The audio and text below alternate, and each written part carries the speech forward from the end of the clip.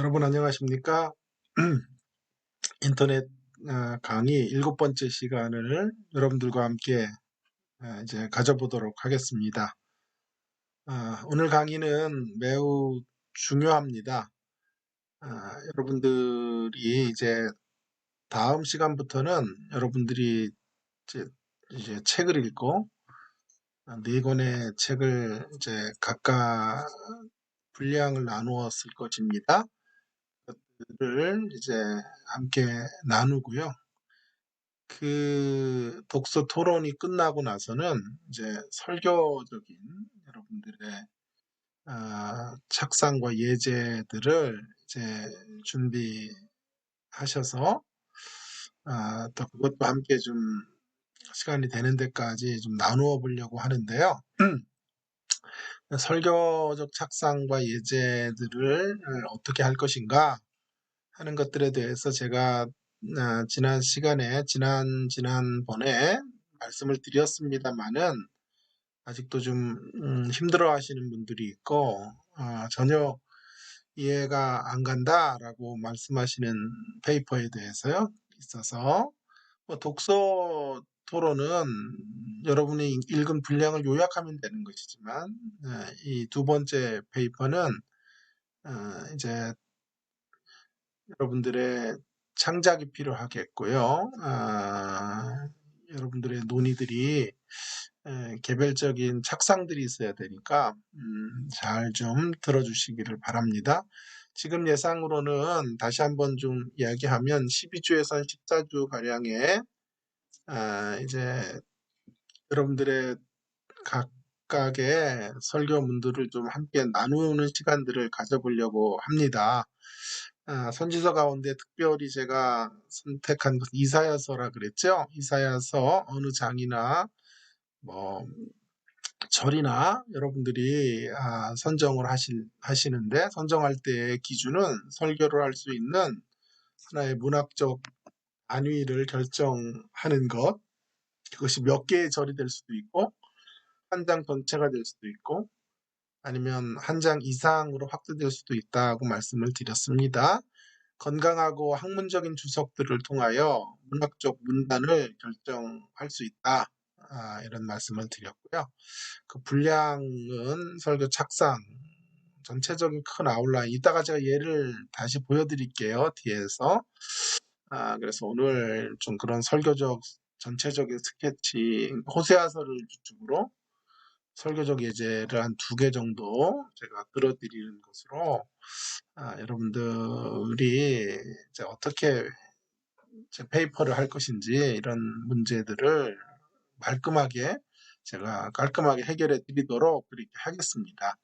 그리고 그것이 또 우리 수업과도 밀접한 관련이 있을 테니까요.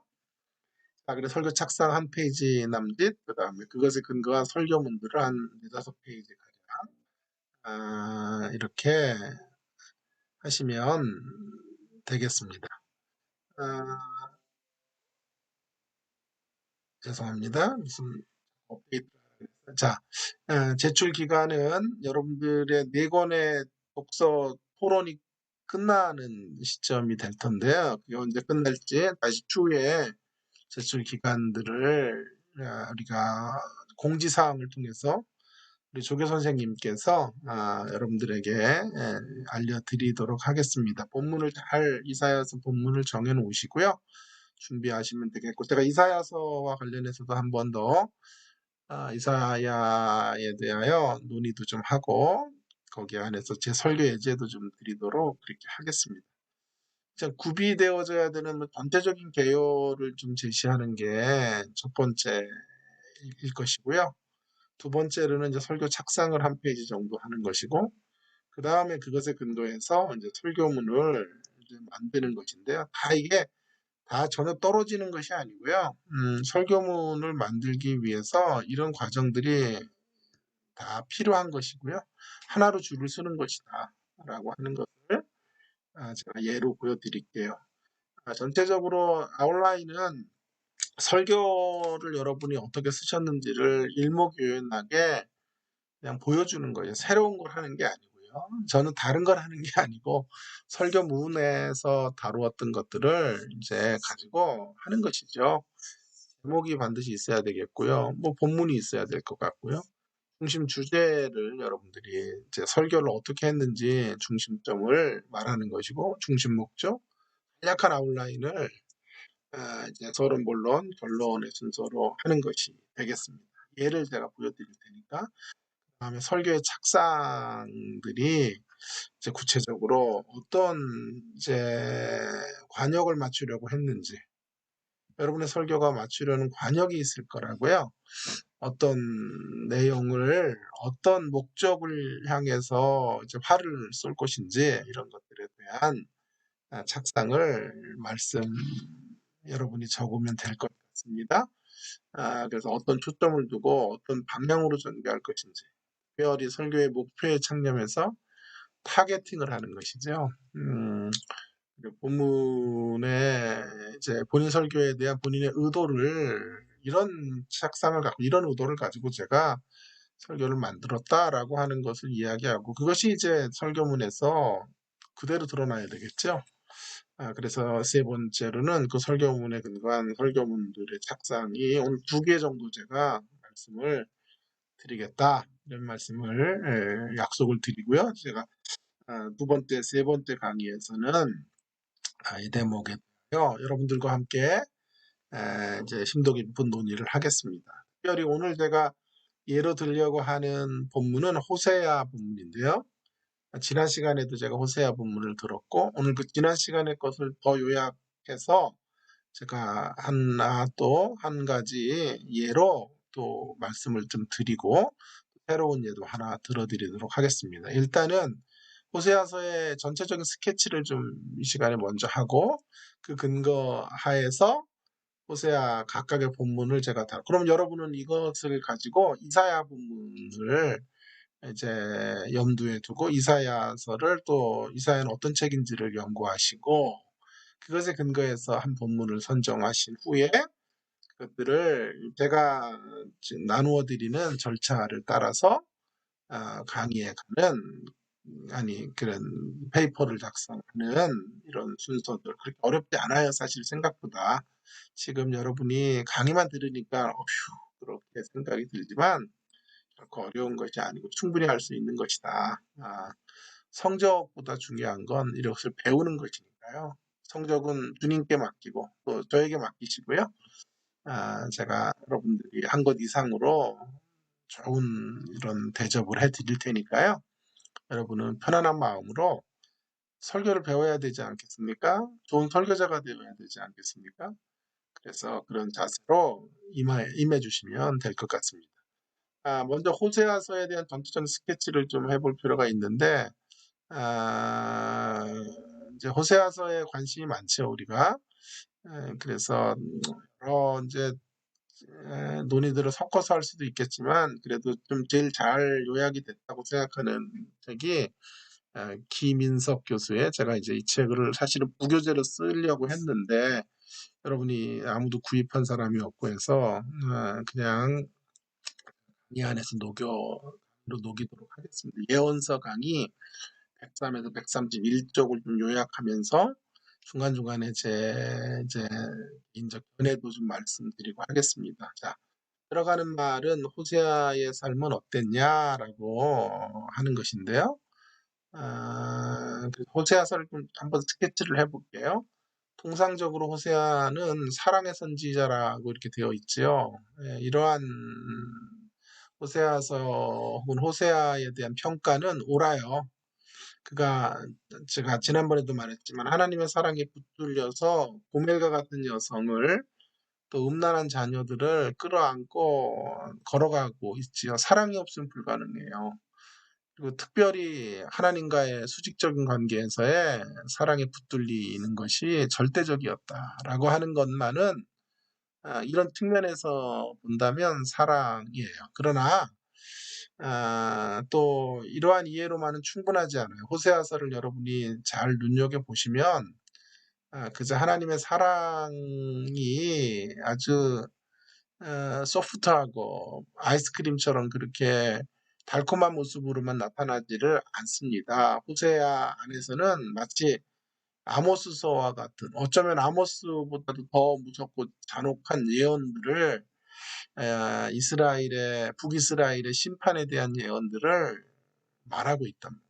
그래서 이런 양면적 모습들을 다 이제 가지고 있는 책이다라고 하는 것을 알아야 합니다. 그럼에도 불구하고 왜 우리에게 사랑의 선지자로 이렇게 호세아가 불리는가 하는 이유는 결혼 때문에 그렇습니다. 그의 결혼, 여러분 아시는 것처럼 엽기적인 결혼 생활을 그가 했지요. 엽기적인 결혼 생활, 좀 말이 그렇지만, 이제 제 표현이 아니기 때문에 그냥 사용하도록 하겠습니다. 엽기적인 결혼 생활인데, 아모스 선지자와 유사한 시기에 활동을 해요. 기원전 8세기인데, 아모스는 사실은 남유다 출신으로 북이스라엘에서 활동을 했다면, 호세아는요, 북이스라엘에서 태어나서 북이스라엘에서 활동을 한 선지자예요. 그러니까 이스라엘의 형편을 보면서 훨씬 더 애통한 마음들, 절절한 마음들이 더 강력했어요. 자기 고향이기 때문에. 그렇죠? 자기 모교에 대한 애착이 있듯이, 혹은 자기의 태어난 지역에 대한 열정과 그런 안타까움이 있듯이, 그렇게 북이스라엘을 향한 예언자로 섰던 사람이에요. 하나님께서 그에게 결혼을 명하시죠. 제가 그런 이야기를 많이 드렸지요. 선지자들은 말로 하는 사람들이, 말로만 하는 사람이 아니라 삶과 특별히 상징적인 여러 가지 행동들을 통하여 하나님의 역사들을 뭐 때때로 굶기도 하고, 한쪽 편으로 누워서 이제 잠을 자기도 하고, 또 여러 가지 멍에를 목에 매기도 하고 하는 이런 상징적인 행동들을 통해서 하나님이 드러내시려는 시대의 메시지를 상징화해서 드러내도록 하는 사람들. 근데 하나님이 그에게 어떤 상징적 메시지를 이제 전달하기 위해서 그에게 요청하신 것은 음란한 여인과 결혼을 하라는 거예요. 자, 저는 지난 시간에 이게 얼마나 순종하기 어려운 명령인가 하는 것들을 가지고 이제 강의를 했고 설교문을 지시했어요. 네, 이 책도 지금 제가 지금 강의하고 있는 이 선생님의 이제 내용도 사실은 이게 얼마나 어려운 순종인가를 말하긴 하지만 그것을 풀지는 않아요. 그냥 어렵다, 매우 어려웠을 거다 이 정도로 넘어가는데, 저는 그것을 이제 좀 풀었죠. 그래서 뭐 대단하다는 것은 아니고, 뭐 그렇게 들으셔도 되고, 어쨌든요. 왜 그러시나, 1장 2절에 있는 것처럼 왜 이런 음란한 여성과 결혼을 하라고 했냐 하면, 북이스라엘이 하나님을 떠나 음란했기 때문에 그래요. 이스라엘의 행동을 상징화해야 하는 사명에 순종하라는 부르심이 호세아의 부르심이었다는 것이죠. 이스라엘이 가나안에서 이방의 풍속을 따라, 이방신, 조금 있으면 알겠지만 특별히 바알을 숭배해요. 그 바알을 섬기는 일에 열중한 그런 이스라엘의 모습이 결국 음탕한 고멜과 같다라는 이야기를 여러분 아시는 얘기죠. 하려고 하는 것이죠. 호세아는 이제 온 몸으로, 온 삶으로 그런 메시지를 설교하는 사람이죠. 그래서 그 메시지가 충격적일 수밖에 없는 이유는 뭐냐면, 하나님의 이제 요구가 너무, 의도는 알겠으나 너무 가혹해요. 결혼만이 아니라 음란한 아내를 맞이하여 음란한 자식을 낳으라, 그렇게까지 하나님께서 이제 말씀을 하고 계세요. 음란한 아내를 맞이하고 음란한 자식을 낳으라. 그래서 자식들의 이름들을 보면 이스르엘, 잔혹한 어떤 전쟁이 많이 일어났던 장소이고, 루로하마, 은혜가 없다는 뜻이고, 로암미, 내 백성이 아니다. 누가 자녀에게 이런 이름들을 붙이는 부모가 어디 있어요? 그러나 하나님이 그런 이름을, 예언적인 이름을, 아니 그 상태, 이스라엘의 상태와 하나님과의 관계성에 관련된 이름들을 지으라고 하시는 거죠. 여러분, 이런 결혼을 하고 이런 자녀들을 키워야 했던 호세아를 향한 시대의 조롱이 어떠했을까요? 얼마나 손가락질을 했을까요? 그러나 그때마다 호세아는 자기가 이런 결혼을 해야 됐던 이유에 대하여 하나님의 마음으로 응대했죠. 하나님이 너희들이 갖고 있는 마음을 나의 결혼을 통해 나의 이 음란한 자녀들의 출생을 통하여 말씀하려고 하는 것이다. 호세아는 자신의 체험을 기본 바탕으로 해서 하나님이 찢어지는 마음을 시대 가운데 타락한 이스라엘 가운데 이제 전달하려고 한 것이죠. 호세아의 의로운 분노가 폭발하고 있는 호세아 2장 2절 3절 같은데 특별히 그렇게 잘 나타나고 있죠. 이런 바람난 여인처럼 바람난 이스라엘의 모습을 드러내려고 했고 그 이스라엘이 지금 사랑했던 진정한 남편 혹은 애인은 미스터 바알이다. 미스터 바알, 미스터 바시네요. 예, BC네, BC. 미스터 BC를 사랑하게 된 것. 이러한 측면에서 본다면 호세아는 가슴에 하나님의 사랑이 차고 넘쳤지만 그것이 표출될 때는 그 하나님의 사랑의 깊이를 알면 알수록 질투하시는 하나님의 모습을 드러낼 수밖에 없었죠. 아, 아니 그 앞에 있는 아모스서 같은 경우는 사회 정의의 언약을 떠난 백성들이 사회적 정의가 공정한 추가 무너졌다라고 하는 것을 강조했다면 호세아서는 종교적인 타락, 종교적인 몰락과 제의적인 타락으로 인한 하나님을 떠남에 대한 문제를 질타하는 선지자다라고 말할 수 있겠습니다. 그런 이스라엘을 향한 호세아의 설교가 이제 그것을 음란이라고 표현하고 이 음란한 백성들을 향해 질타를 하는 거죠. 그래서 그냥 부드럽게 그들에게 사랑으로 감싸는 것만이 아니란 말이에요. 하나님의 사랑으로 충만할수록 거룩한 의분들을 발산할 수밖에 없는 거죠. 근데 이런 설교가 시대 속에 먹혔다는 거죠. 이유는 뭐냐 하면 이스라엘을 향한 정죄를 위한 정죄가 아니라 그 안에 하나님을 향한 사랑이 충만했기 때문에, 충일했기 때문에, 그것이 흘러넘치는 형태이기 때문에 사랑의 발로로 드러나는 권면이기 때문에, 질타기 때문에 드려질 수 있다. 오늘 우리가 이제 교회 안에서 성도들을 바로잡아야 돼요. 의로 교육해야 돼요. 그러나 결코 정죄나 그러한 이런 그런 질타의 형태로는 안 되고 이쁜 사랑. 그래서 그들에게 쓴소리를 하려면 정말 오랜 시간 침상에서 그들을 향해 눈물로 침상을 적셔요. 그들의 이름을 부르며 통곡하는 시간들을 갖지 않는 한은 그런 것들이 먹히지 않는다라고 하는 것이죠. 그런 면에서 호세아는 이렇게 전달되는 설교의 길이 어떤 것인가 하는 것들을 잘 말해주는 우리의 설교적인 어떤 교과서에 해당하는 존재다라고 말해도 틀리지 않을 것입니다. 호세아의 메시지는 그럼 무엇일까? 1장에서 3장에서 는 호세아의 자전적인 결혼 이야기를 다루고 4장부터 14장까지에서는 예언들이 연속해서 등장을 하게 되는데요. 호세아서에서 주로 말하려는 메시지가 이제 여러 가지가 있겠죠. 그 중에 하나가 피가 피를 이음이요 이음이다라는 것인데 심판이죠. 종교적 제의적 타락이 심각할 뿐만이 아니라 그 당시 정치적으로 매우 불안정했어요. 멸망 직전에 있는 이스라엘의 아수르에게 멸망하기 직전의 상황이었기 때문에 그런 상황을 열왕기 하 15장에서는 다소당이 교체되는 5명의 왕이 교체되는 혼돈의 시기였음을 말해주고 있고요. 호세아서 4장 1절에서 3절에서는 그런 상황을 이렇게 설명하고 있어요. 제가 조금 있다가 이제 호세아서 4장을 가지고 설교 아웃라인을 여러분들에게 제시를 할 거예요.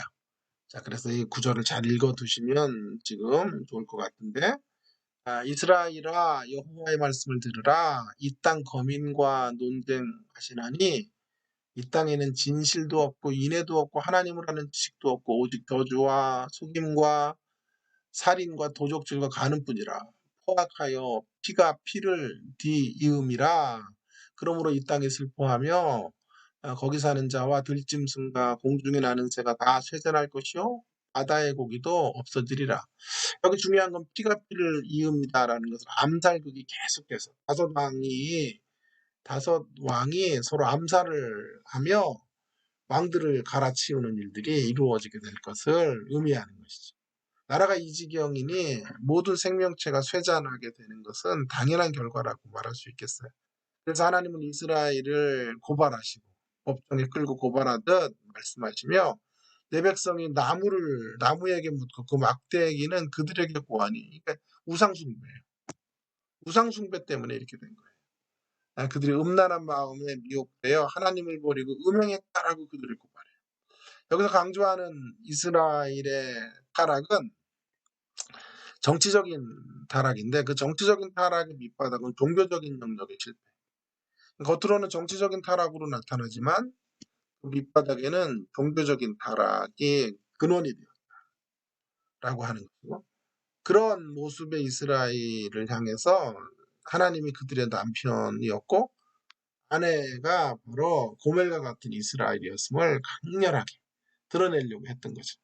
하나님과 우리의 사이를 결혼의 비유로 말씀하시고 질투하시는 하나님으로 자신을 선언하고 계시는 모습이 호세아서의 핵심 메시지가 되겠습니다. 상습적으로 바람을 피우는 이스라엘을 고발하시는 거죠. 그리고 하나님의 분노가 폭발하고 있죠. 새끼 잃은 곰같이 그들을 만나 그 염통 거풀을 찢고 거기서 암사자같이 그들을 삼킬 것이고 들짐승이 그들을 찢으리라.